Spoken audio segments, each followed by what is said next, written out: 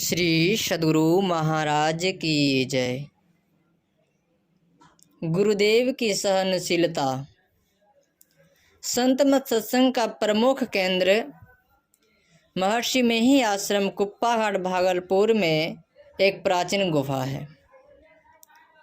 यह स्थान पहले बहुत भयावह था, क्योंकि यह स्थान पहले जंगल सा था। यहाँ आने में लोगों को डर लगता था। सन 1933 ईस्वी में पूज्य गुरुदेव महर्षि में ही परमहंस जी महाराज अंत साधना करने के ख्याल से एकांत स्थान की खोज करते हुए यहाँ पहुँचे। यह स्थान इनको अंत साधना के लिए अनुकूल लगा। स्थान चयन कर ये पहले अपने पैतृक स्थान सिकलीगढ़ धरहरा चले गए और सब व्यवस्था करके अंत साधना करने के लिए फिर आ गए। गुफा को साफ करवाकर पूरी तन्मयता के साथ अंत साधना करने में लग गए। उस समय अंत साधना में सहायता देने के लिए छत्रुदास नाम के एक शिष्य आ गए। वे स्नान करने की व्यवस्था और भोजन बना दिया करते थे। अंत साधना का कार्य जारी था। इसी दरमियान सिद्धूदास जी के आने पर छत्रुदास जी अपना काम संभालने के लिए मोहनिया, जो पूर्णिया जिले में है, चले गए। इसी बीच में एक दिन जिनसे पूज्य गुरुदेव दृष्टियोग की दीक्षा लिए थे, उनके बड़े भाई आए।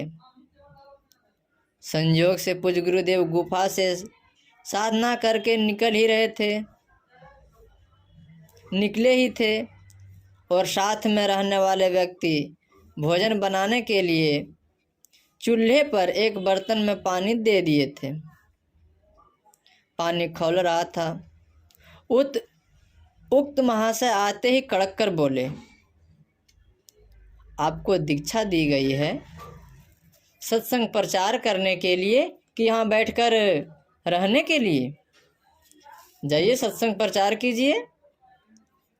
यह सुनकर पूज्य गुरुदेव अपने सेवक से बोले, सिद्धूदास से पानी को चूल्हे में गिरा दो और बर्तन बांध कर यहाँ से चलो। आदेश पाकर उन्होंने वैसा ही किया। धीरे से खौले हुए पानी को चूल्हे में गिरा दिए और बर्तन को बांधने लगे। यह देखकर कटुआ के बोलने वाले व्यक्ति बोले, आपको दुख हो गया? पूज्य गुरुदेव धीरे से बोले, दुख नहीं, आप हमारे दृष्टियोग बतलाने वाले गुरु के भाई हैं। आपकी आज्ञा मानकर जा रहा हूँ। यह सुनकर वे बोले, अच्छा, आप यहीं रहकर साधना कीजिए। यह कहकर वे चले गए। पूज्य गुरुदेव कटुवाक्य को हृदय में स्थान नहीं देकर साधना करते रहे। समीप के मोहल्ले के कुछ लोग साधना में विघ्न डालने के ख्याल से कुछ उत्पात किया करते थे। पूज्य गुरुदेव सबका सहन करते हुए साधना करते रहे और सफलता को भी प्राप्त किए। कहावत है, जो सहता है वह लहता है, जो सहना नहीं जानता है उसका सब कुछ बिगड़ जाता है। पूज्य गुरुदेव मेरे लिए बोले थे, बेटा तुमको बहुत सहना पड़ेगा। एक पुस्तक में मैंने पढ़ा, एक परिवार में 1000 व्यक्ति थे। सबका भोजन एक साथ बनता था, आपस में मेल था, कभी किसी बात को लेकर आपस में विवाद नहीं होता था। उस परिवार की बहुत ख्याति हो रही थी। एक विद्वान के मन में हुआ कि 1000 व्यक्ति का एक साथ भोजन बनना, किसी भी बात को लेकर आपस में कोई विवाद नहीं होना, इसका क्या कारण है? इस कारण को जानने के लिए वे सज्जन उनके घर पर गए। उस परिवार के एक वयोवृद्ध व्यक्ति से भेंट किए और उनसे आपस में मेल से रहने के संबंध में जिज्ञासा की। वे वयोवृद्ध व्यक्ति ठीक से बोल भी नहीं सकते थे, उनका हाथ भी कांपता था। फिर भी उन्होंने परिवार के एक सदस्य से इशारे से कॉफ़ी और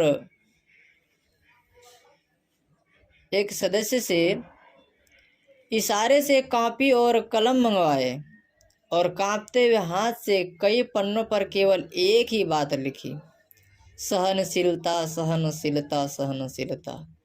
यह लिखकर कॉपी उस विद्वान के हाथों में दे दी।